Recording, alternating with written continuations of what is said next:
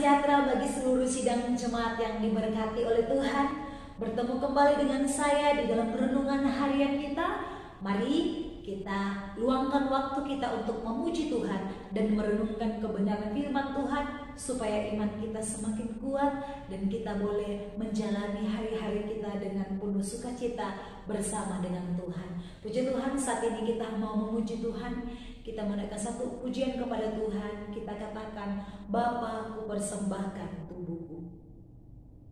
Bapa, ku persembahkan tubuhku sebagai persembahan yang hidup, kudus, dan yang berkenan padamu, sebagai ibadah yang sejati. Ku sembah Kau, Tuhan, ku sembah Kau, Tuhan, ku serahkan hidupku kepadamu untuk kemuliaan nama-Mu. Ku sembah Kau, Tuhan, ku sembah Kau, Tuhan, ku serahkan hidupku kepadamu untuk kemuliaan nama-Mu. Puji Tuhan, saat ini kita mau mendengarkan renungan firman Tuhan. Mari kita membuka Alkitab kita di dalam kitab Imamat pasal 13 ayat pertama sampai dengan ayat yang ke-17. Saya akan bacakan bagi seluruh sidang jemaat Tuhan. Penyakit kusta, Tuhan berfirman kepada Musa dan Harun, apabila pada kulit badan seseorang ada bengkak atau bintil-bintil atau panu yang mungkin menjadi penyakit kusta pada kulitnya, ia harus dibawa kepada Imam Harun atau kepada salah seorang dari antara anak-anaknya imam-imam itu. Imam haruslah memeriksa penyakit pada kulit itu, dan kalau bulu di tempat penyakit itu sudah berubah menjadi putih dan penyakit itu kelihatan lebih dalam dari kulit, maka itu penyakit kusta. Kalau imam melihat hal itu, haruslah ia menyatakan orang itu najis. Tetapi jikalau yang ada pada kulitnya itu hanya panau putih dan tidak kelihatan lebih dalam dari kulit, dan bulunya tidak berubah menjadi putih, imam harus mengurung orang itu 7 hari lamanya. Pada hari yang ke-7 haruslah imam memeriksa dia. Bila menurut penglihatannya penyakit itu masih tetap dan tidak meluas pada kulit, imam harus mengurung dia 7 hari lagi untuk kedua kalinya. Kemudian pada hari yang ke-7 haruslah imam memeriksa dia untuk kedua kalinya. Bila penyakit itu menjadi pudar dan tidak meluas pada kulit, imam harus menyatakan dia tahir. Itu hanya bintil-bintil. Orang itu harus mencuci pakaiannya dan menjadi tahir. Tetapi jika bintil-bintil itu memang meluas pada kulit, sesudah ia minta diperiksa oleh imam untuk dinyatakan tahir, haruslah ia minta diperiksa untuk kedua kalinya. Kalau menurut pemeriksaan imam bintil-bintil itu meluas pada kulit, imam harus menyatakan dia najis. Dia najis itu penyakit kusta.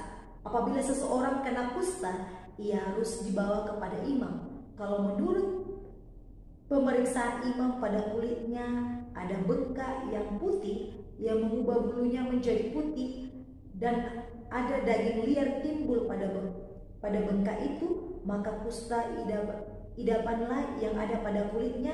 Imam harus menyatakan dia najis dengan tidak usah mengurung dia, karena orang itu memang sudah najis. Jika kusta itu timbul di mana-mana pada kulit sehingga menutupi seluruh kulit orang sakit itu dari kepala sampai kakinya, seberapa dapat dilihat oleh imam, dan kalau menurut pemeriksaannya kusta itu menutupi seluruh tubuh orang itu, maka ia harus dinyatakan tahir oleh imam. Ia seluruhnya telah berubah menjadi putih, jadi ia tahir. Tetapi pada waktu ada tampak daging liar padanya, najislah ia. Kalau daging liar itu dilihat oleh imam, ia harus menyatakan orang itu najis, karena daging liar itu najis dan itu penyakit kusta. Atau apabila daging liar itu susut dan berubah menjadi putih, haruslah orang itu datang kepada imam. Kalau menurut pemeriksaannya penyakit itu telah berubah menjadi putih, haruslah imam menyatakan orang itu tahir, memang ia tahir. Puji Tuhan, sidang jemaat yang dikasihi oleh Tuhan, pada kesempatan ini saya mau membagikan tema bagi kita semua, yaitu imam yang bertugas memeriksa penyakit kusta. Sekali lagi, imam yang bertugas memeriksa penyakit kusta.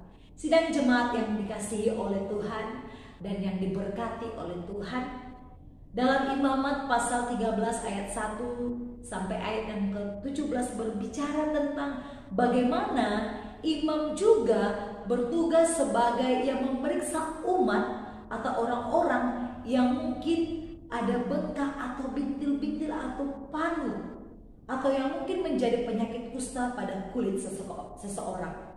Imam harus memeriksa dengan teliti.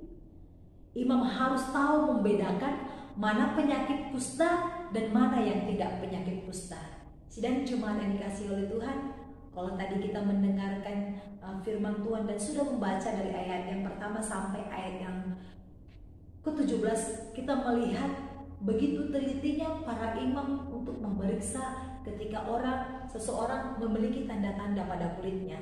Mereka memeriksa. Nah, sidang jemaat yang dikasihi oleh Tuhan, dikatakan apabila kulitnya menjadi putih dan penyakit itu kelihatan lebih dalam dari kulit, maka itu penyakit kusta dan imam harus menyatakan seseorang itu najis. Jadi sidang jemaat yang dikasihi oleh Tuhan, jadi imam harus memeriksanya dengan teliti, dan mereka harus tahu membedakan mana penyakit kusta dan mana penyakit yang tidak penyakit kusta. Dikatakan jikalau kulitnya menjadi putih dan penyakit itu kelihatan lebih dalam dari kulit, maka penyakit itu adalah penyakit kusta, dan imam dikatakan harus menyatakan seseorang itu najis.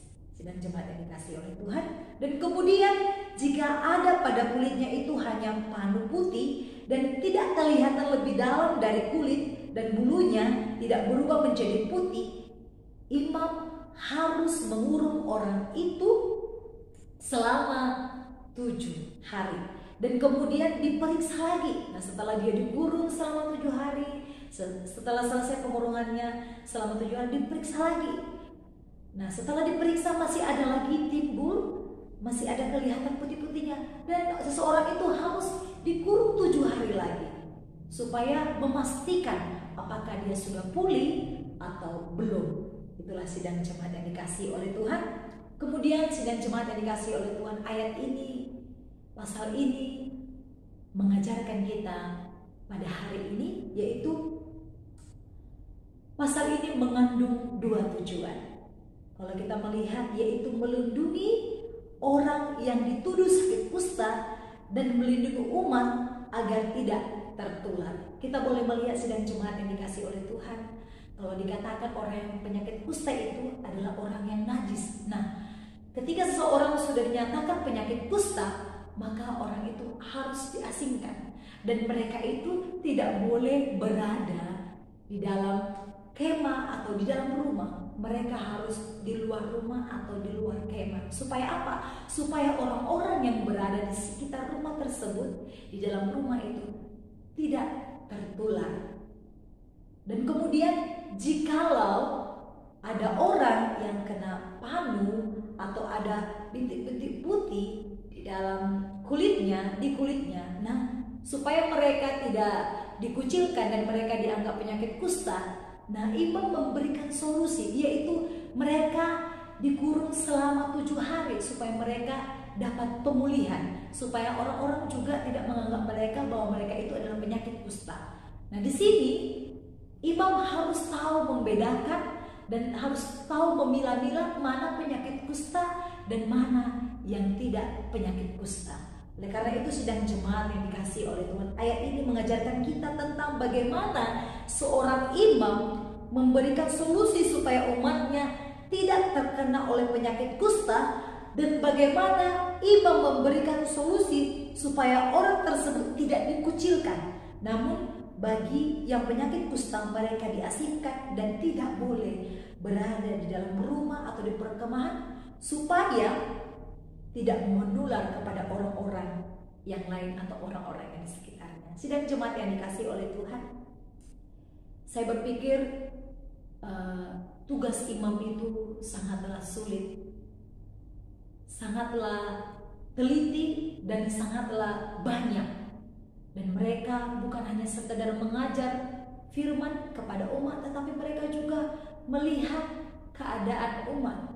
Ketika umat atau jemaat itu mengalami sakit, mereka harus tahu. Oleh karena itu sidang jemaat yang dikasihi oleh Tuhan, kita boleh belajar dari seorang imam yang bagaimana mereka memberikan solusi kepada umat supaya mereka tidak dikucilkan, dan yang penyakit kusta itu boleh diasingkan, dan mereka juga dikatakan najis. Oleh karena itu sidang jemaat yang dikasihi oleh Tuhan, pelajaran bagi kita pada hari ini, ketika mungkin kita melihat seseorang yang mengalami sakit atau saat ini sedang maraknya virus corona, mungkin kita tidak mau mendekat kepada mereka. Kita menganggap mereka itu orang yang berbeda dari kita, dan kita menganggap orang yang kena virus corona itu adalah orang yang dikucilkan. Oleh karena itu saat ini kita belajar dari para imam ini, mereka memberikan solusi, yaitu mengurung mereka selama 7 hari supaya mereka dapat pemulihan, dan kemudian orang yang penyakit kusta tersebut mereka diasingkan supaya apa? Supaya tidak tertular dengan orang-orang yang lain. Oleh karena itu, jika ada di sekitar kita yang mungkin mengalami penyakit yang menular, kita jangan kucilkan dia, kita jangan anggap rendah, tetapi mari kita memberikan solusi dengan cara kita berdoa, dengan cara kita memberikan pertolongan kepada mereka, seperti yang dilakukan oleh para imam. Puji Tuhan, demikian firman Tuhan pada hari ini. Saya percaya kita diberkati oleh Tuhan. Mari kita berdoa. Terima kasih Bapa yang baik, Bapa dalam sorga. Kami bersyukur Tuhan buat hari ini. Kami sudah mendengarkan renungan firman Tuhan. Mungkin kami sangat sulit untuk memahaminya, tapi kami percaya Roh Kudus-Mu yang memberikan kami pengertian supaya kami boleh memahami kebenaran firman Tuhan. Meteraikan firman-Mu dalam hati seluruh sidang jemaat-Mu.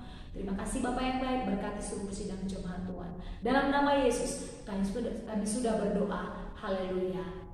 Amin. Shalom sidang jemaat Tuhan. Tuhan Yesus memberkati.